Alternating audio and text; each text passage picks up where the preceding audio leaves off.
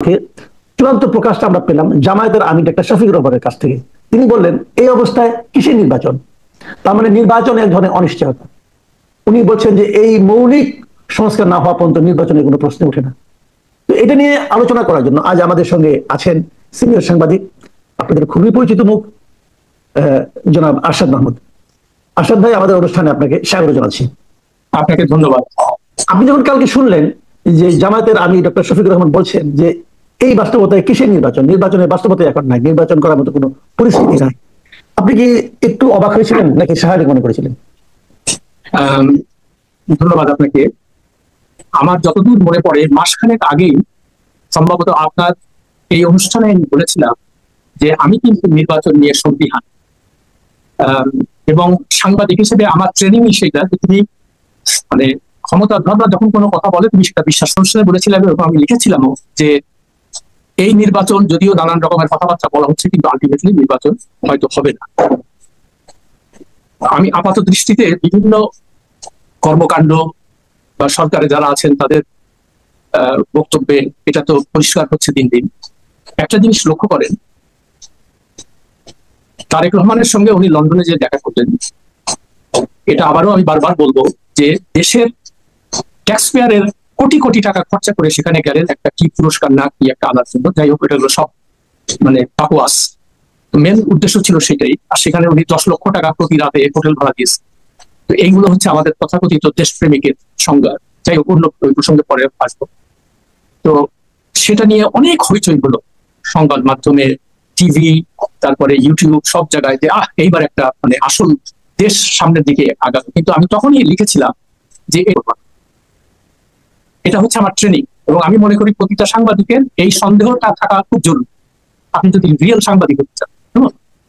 তো এই কারণে আমি তখনই আপনার ওটা নিয়ে এত মানে আনন্দিত হওয়া বা লাফালাফি করার কিছু নাই।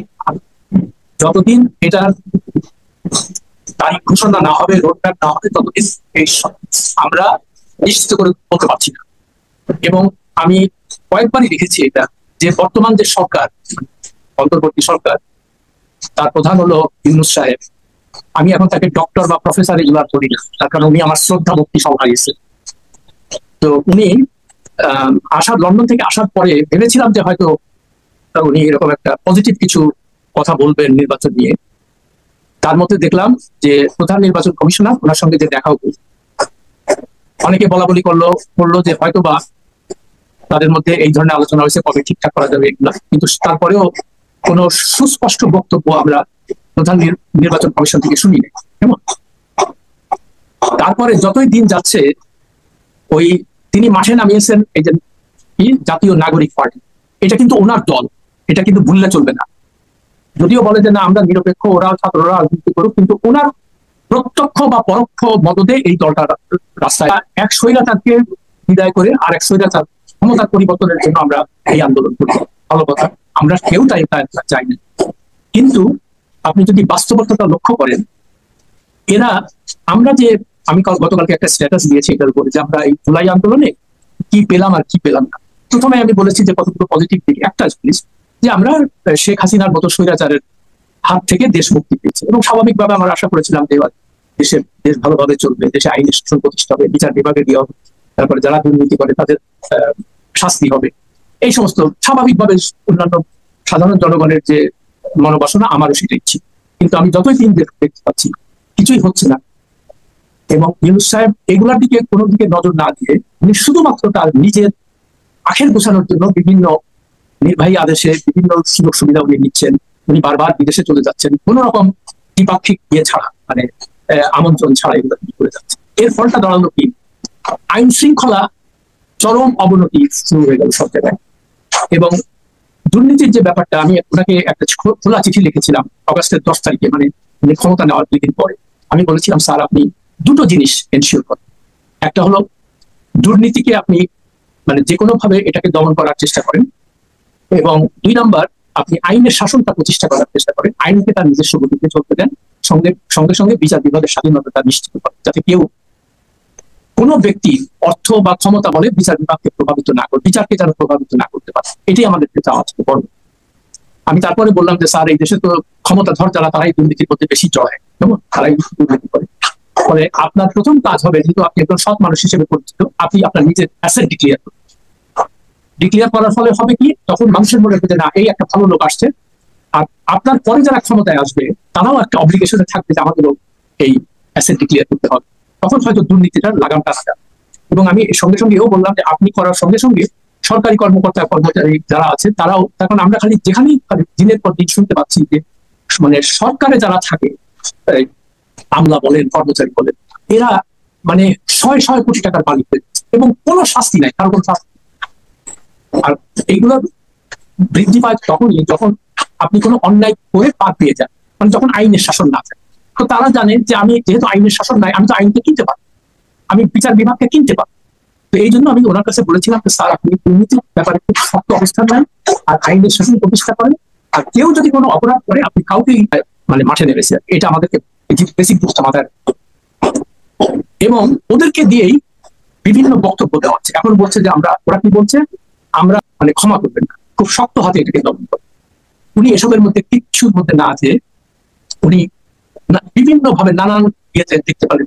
উনি নিজেই প্রথমেই আইন ভেঙে নির্বাহী আদেশে ওনার সমস্ত মামলা প্রত্যাহার করলেন, কর ফাঁকির কর মওকুফ করালেন, গ্রামীণ ব্যাংক এবং অন্যান্য প্রতিষ্ঠানগুলো একের পর এক সুযোগ সুবিধা দিতে থাকলেন। উনি ম্যান পাওয়ারের লাইসেন্স নেন, উনি কি বলে গ্রামীণ বিশ্ববিদ্যালয় প্রতিষ্ঠান লাইসেন্স নেন। তো এগুলো তো এরকম একটা লোকের কাছ থেকে কেউ আশা করে। আপনার উচিত ছিল কি, আমরা সবাই জানি যে এই ম্যান পাওয়ারের ব্যবসাটা সবচেয়ে দুর্নীতিগ্রস্ত একটা সেক্টর। তো ওনার উচিত ছিল যে সামগ্রিকভাবে এই সেক্টরটাকে ঠিক করা।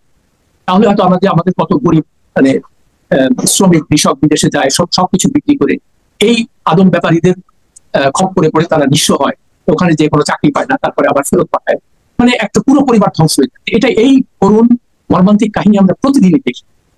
ওনার উচিত ছিল, উনি যদি সত্যিকার অর্থে দেশপ্রেমিক তাহলে এই জিনিসগুলোকে তিনি শক্ত হাতে দমন করার চেষ্টা করেন। উনি সেটা না করে উনি নিজেই একটা লাইসেন্স নেন।